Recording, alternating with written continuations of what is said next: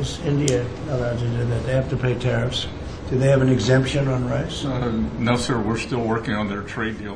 இந்தியாவிலிருந்து இறக்குமதி செய்யப்படும் அரிசியால் அமெரிக்க விவசாயிகள் கடும் பாதிப்பை சந்திப்பதாக எழுந்த குற்றச்சாட்டை தொடர்ந்து வெளிநாட்டு அரிசிகளுக்கும் வரி விதிப்பது குறித்து பரிசீலிப்பதாக ட்ரம்ப் தெரிவித்துள்ளார்.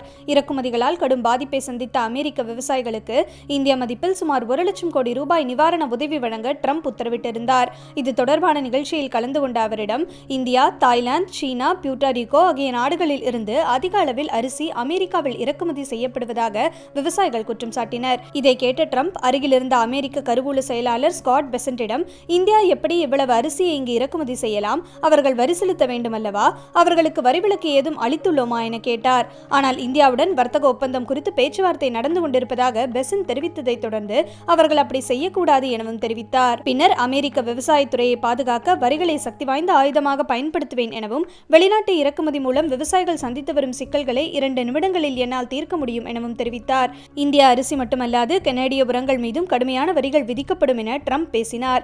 ஆனால் கடந்த 2024ஆம் ஆண்டு அமெரிக்காவுக்கு 2.34 லட்சம் டன் அரிசி மட்டுமே ஏற்றுமதி செய்யப்பட்டது என கூறும் இந்திய அரிசி உற்பத்தியாளர்கள் இது மிக மிக சொற்பமான அளவு எனவும் குறிப்பிடுகின்றனர்.